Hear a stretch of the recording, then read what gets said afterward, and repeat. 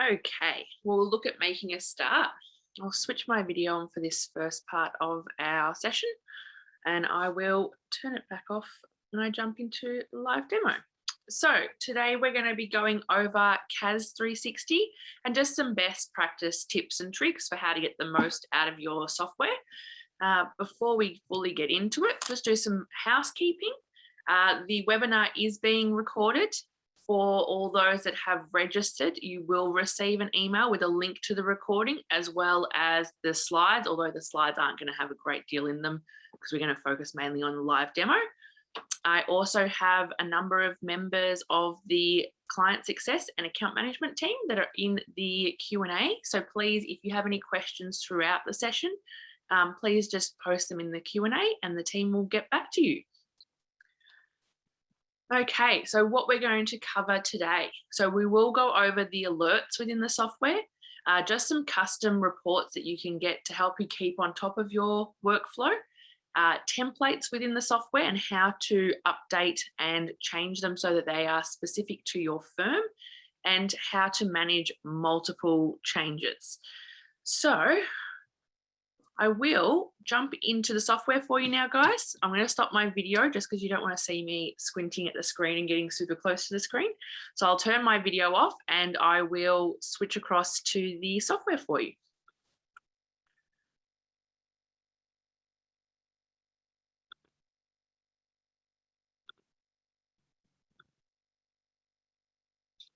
Okay. So everyone should now be able to see the CAS company selection screen, which is the first screen that you will see when you log into CAS 360. Now we're going to go over a couple of different areas on this screen that can make just, I suppose, the managing and I suppose keeping track of your companies a lot easier. So the first part we'll go over is this section here, which is the label section. Now, these labels here are free text. You can put whatever you would like to have in them as in terms of labels. And some common labels that we do see and that do frequently get used are if you have a rather large firm and you have multiple managers that potentially are doing the reviews for a company for you. This is where these labels can come in handy.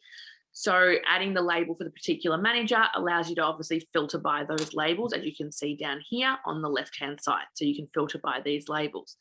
Another option you have with the labels is putting things in there such as communication preferences. So if the client prefers to receive emails, they prefer to receive paper copies of statements, if they have ASIC fees that you pay on their behalf, these are all things that can be captured in this label section. So great to be able to use in terms of being able to filter. You also obviously have, if a specific manager is reviewing your their companies and they just want to be able to view it by their companies, they're able to come in here and select their label and just be able to see the companies that relate to them. The next bit that we're going to have a look at is on the same page, and it's the alert section. So I'm not sure how many of you are currently using the alerts, but you've got the option obviously of the visual sitting right here as you when you first log in, as well as once again being able to filter by these alerts. So there are 3 alerts available in CAS 360. The first one is the annual review, and when it is received, due, or it's past the due date. Now there's different colors depending on how, I suppose, how close it's getting. So if you hover over the little question mark at the top, it will go through and give a breakup of those definitions, meanings for the colors for that first icon. Now, the second icon that we have is the annual review due date. So depending on how soon the review is due, you've got the different colors for 60, 30, 14, 7 days, and then obviously it being due today or being past its due date. The third and final alert that you have available here is the credit or debt with ASIC, which will change colour depending on how, again, the date and how, if it's outstanding and all overdue. Now, with these alerts, you can also filter over this side. So you could potentially just have a look over here, and we're just going to filter by these, this alert. And we can do it so that we just have a look at ones where the date has passed. And what this will do is it will filter through the companies that you have in your company selection screen, and it's just going to bring up the ones where the date has passed. This one here, we can see that was due on the 4th of the 10th. So that date has passed. It's going to bring up all those as per the date. The other thing that you can do with these alerts is if you hover over them, you will see the option of sending reminder via this alert section for documents that are late, as well as a breakup of any ASIC debts and payment options for the client.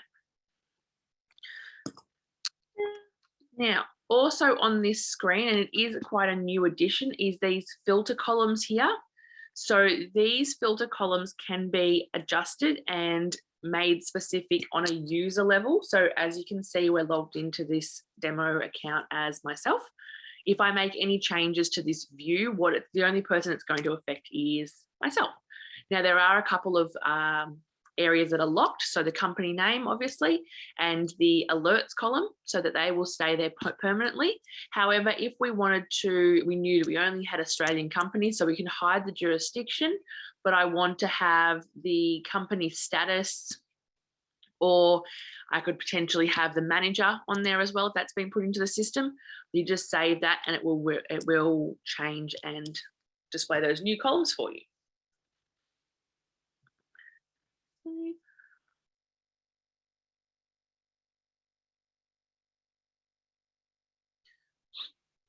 Excellent. So I've got this company status column here now as well. Now, if you wanted to make any additional changes to it, or you decide that you don't like it, if you just hit reset, it will put it back to the default settings for you. So we've gone back to our reset, and I'm just going to hit save again.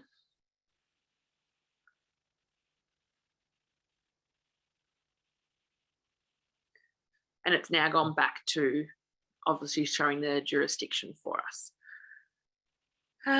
Now, the next thing I will jump in and show you again on this screen is the reports that you are able to send yourself in terms of managing workflow.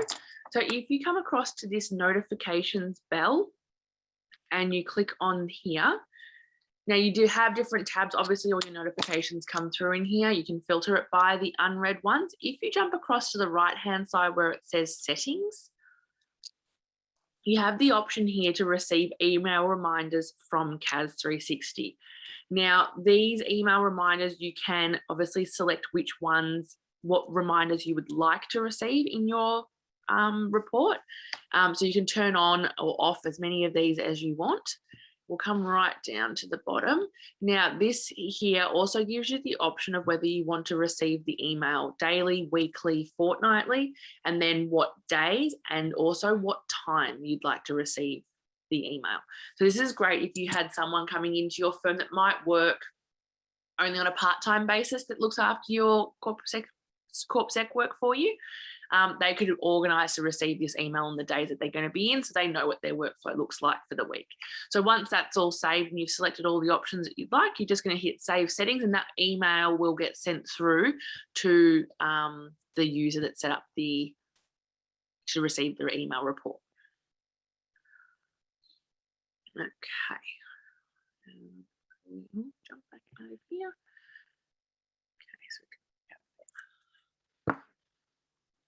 Perfect.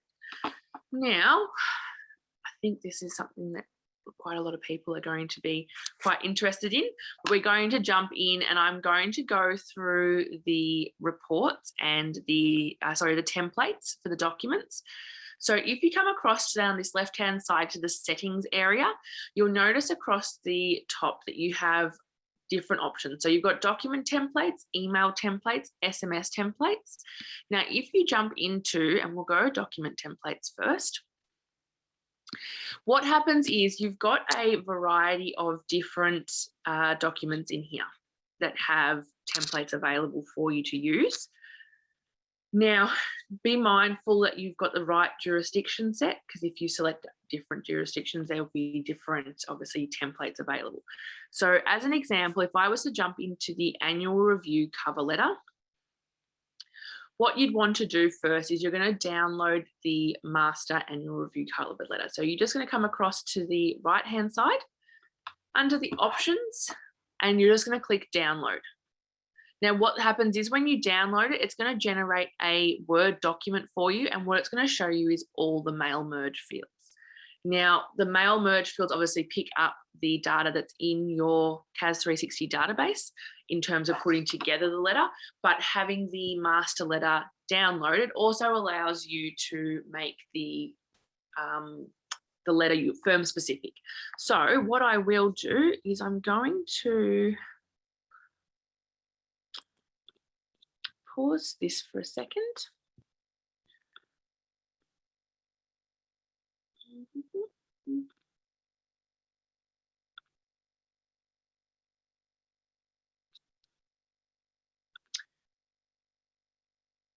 And I'm going to show you, and apologies for the dark screen.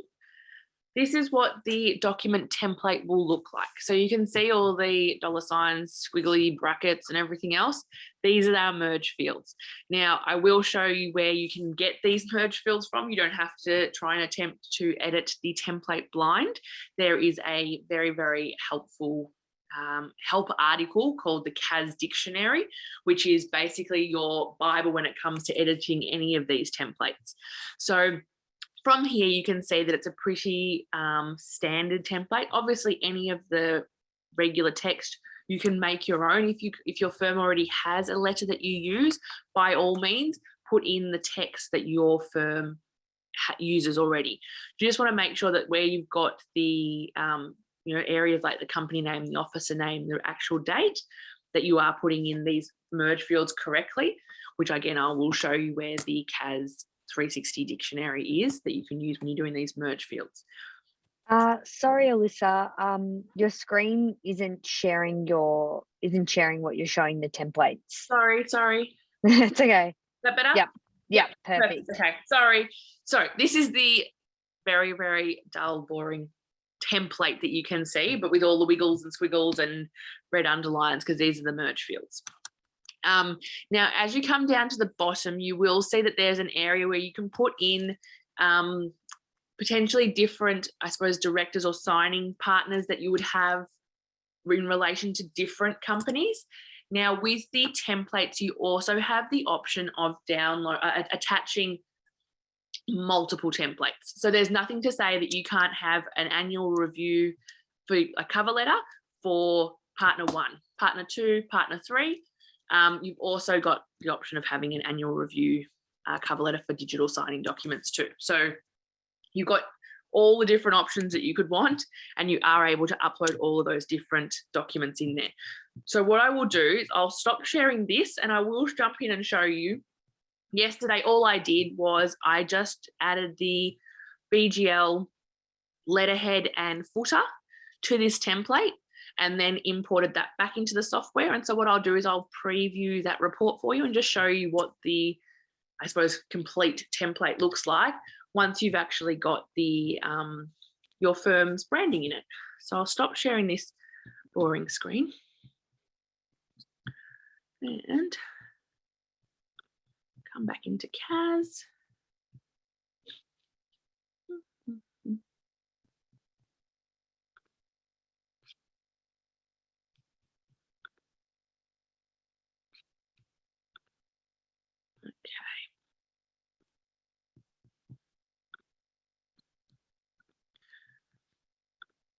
Now I have uploaded the document. So once you've finished your template, you just click on the upload button and you'll be able to re-upload the document that you've created back into here. Now I did this one yesterday and this is the annual review cover letter template, BGL.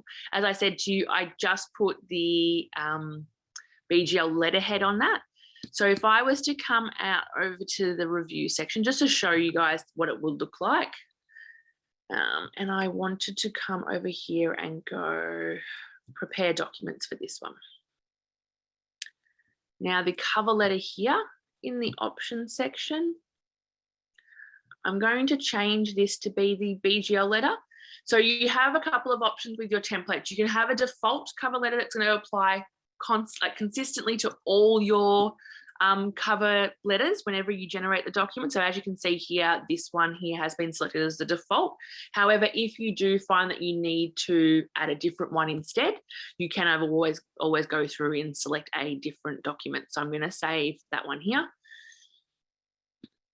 And if I click on this document now, you can see our letterhead at the top, and it's pulled through the mail merge fields from that letter template. Now you do have the option, if you have access to an image of a digital signature, obviously adding the digital signature for different signing partners if they wanted to have it pre-signed for them. Okay. I'll come back over here and I'm just going to close out of here. I'll go back to those templates for you and just run through so the different options I was talking about. So you've obviously got the cover letter for the annual review. Now, when you are, a lot of these ones, I don't know how common some of these ones are for using, but you would have the option of editing all these documents. Now, all of these ones underneath the master are ones that have been edited by staff within BGL. So as I said, you can have multiple letters in here. It's not a matter of you can only have one. Just make sure it's clearly labeled so that if you are selecting between different templates that you wanted to use, depending on which clients it's for, that you can easily identify those. The other area that you are able to edit and customize our email templates. Again, you've got your annual review, you've got your company debt reminders. This is where you're going to find the digital signing annual review document. And what I will do is if I come back into here, and I'm just going to jump into this one. I come into here and click on send all. You can see this section here is the preview of the email it's going to be sent. We're obviously in an email. Now, what they've gone through and done is they've actually added in our BGL email signature. So you can customize it so that it is branded to your firm. The same with the actual documents and lines within the body of the email itself. Obviously all customizable so it suits what your firm is wanting to do. Now, I don't know how many of you noticed before, but when I clicked on this prepared documents section here, I did come down the bottom and click on send all and set up automatic document reminders. If you are wanting to go through the process of setting up automatic document reminders, what will happen is when you are sending out an annual review, and particularly when you're sending it to clients that aren't necessarily responsive or proactive with, I suppose, reviewing it, getting their documents back to you, you can set up these automatic document reminders so that you're not constantly having to follow up with the client. So if you click on this, what it will do is we'll go through this first process of the preview for you, and then once you click send, it's going to go through and take you to the document reminder section. Now what I will do is I'm not going to send this one out because it's going to send emails to all these people and I don't want to do that. I will show you how you can also do it from the documents tab. This way I can do it without notifying all those people. So you have a couple of options. You can send a document reminder. You can also add automatic document reminders. So as an example, this one here was sent out to the client on the 5th. So yesterday, what I want to do is I want to come in here and I want to go, oh, I didn't click that button. I'm going to go in here and add automatic document reminders. So what it says here is it's our first reminder, and we're going to schedule it to send out on the 18th of October at 9 a.m. Now you have the option of sending these reminders via email, SMS, or email and SMS. Again, with the templates that you've created, you can select which template you want. So if you've got multiple templates, again, make sure you're selecting the correct one. Same with the SMS, you can also adjust and edit your SMS templates. And then it's got the list of people it's going to send to. Now with the reminders, you can set up multiple. I think it goes up to 6 reminders that you can set up to go through for those clients that are really good at responding. But with the reminders, what will happen is if the documents come back and they're all ready to be filed away, the reminders are going to stop. It's not going to keep reminding the clients to get documents back to you that they've already gotten back to you. So they will stop once the whole process is complete. But it's just a matter of coming down to the bottom once you set them all up and just hitting save. I will cancel out of here. How are we going with all the questions? Okay, you can see that there's been a couple, but they're all sort of being answered, which is great. Okay, now just a couple more things while I'm in the software itself. You've also got, obviously across the top, most people will know the help area. Now I did mention before that I was going to show you the CAS 360 dictionary. So if you just come over the question mark with the help section, we're going to go to Australian help. And we just want to come down here. And if you click on CAS 360 dictionary, now this here is going to give you, is your Bible for any sort of document template creation. So depending on which one you're doing, so I'm going to jump into the document one for now. But what it basically does is it comes through and it gives you a list of all the different document templates that you can adjust and edit within CAS 360, and it allows you to select which one. So just for the matter of consistency, annual review cover letter, if I click on this, it will jump to that section of it. It's obviously going to tell you how to go through and how to edit it. But it also, if we come down, is going to give us all the mail merge fields. Now, not only does it give us the actual description of what it's going to do and the code, I recommend copying and pasting these. Just be mindful that they're bold. But it also gives the, I suppose, a bit of an insight as to where the information is going to get pulled from out of CAS 360. So if you are finding that a letter's coming up with the incorrect data, or you don't like the way that it's been laid out, have a look within CAS 360 just to ensure that it's actually set up correctly in CAS 360. Now, there are a lot of different options in here. There's probably more options of merge fields within the CAS 360 dictionary than what there are actually in the letter. So you have the option of, proper case. I know that some of them have different layouts for the addresses, if the address is going to be included on there, whether you want to include first and middle names. There's definitely a lot of variety in the options that you have for what to include in your letter. But basically every single letter email template has one of these pages to it where you can select the mail merge field that you want to use to make sure that the correct information is coming through, depending on how your firm does things, prepares letters and the formatting styles. Now I'll come back into CAS 360 again. So gone through the help, obviously you've got all your other help articles in the help section as well. The live chat. So with our live chat, we do have real people that are manning the live chat. So you can jump on there if you are having an issue and ask a question. Our response time is generally around 60 seconds to get back to you with the live chat. Alternatively, you can also log a support call. This can either be in the form of an actual phone call that you receive back, or if you prefer an email, you can also log an email. Another great resource within CAS 360 that I wanted to draw everyone's attention to is the community section. So the community section, if you click on it, now what you'll find in here is common queries that CAS 360 users are asking.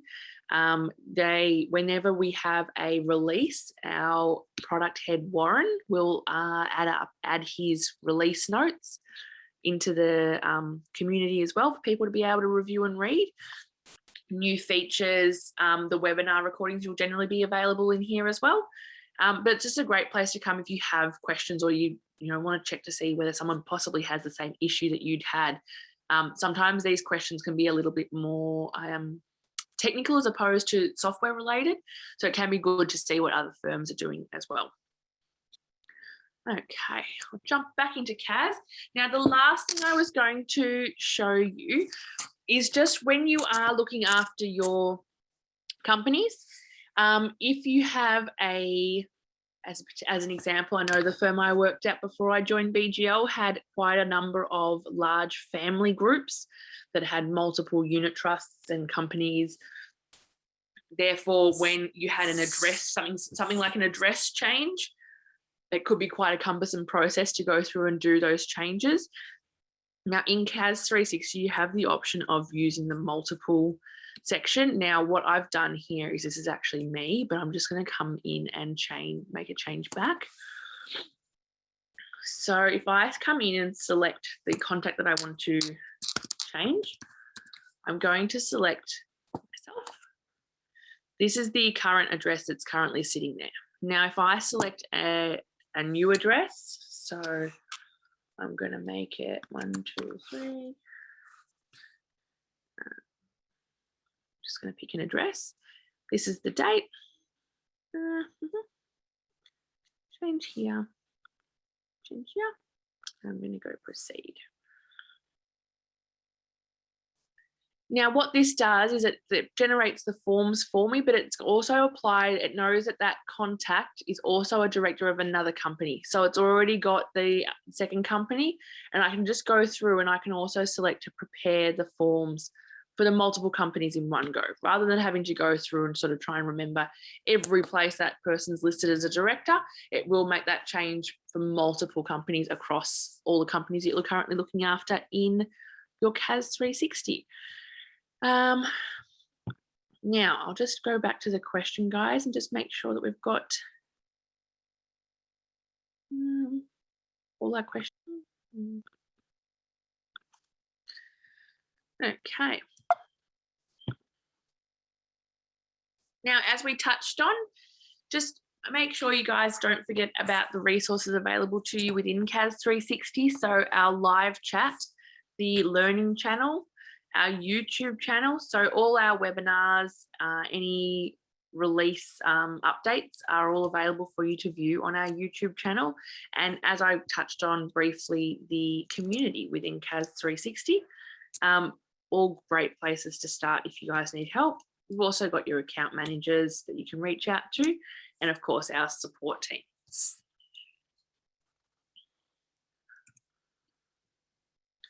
I'll just leave the Q&A panel open or the webinar open for a little bit, just so that the Q&A guys can continue to respond to your questions. Thank you everyone for attending. Now, as I mentioned at the start, for everyone that's attended, you will receive a recording of today's webinar. And also don't forget to jump in and check out those resources that we covered and that were mentioned today as well. Thanks, guys.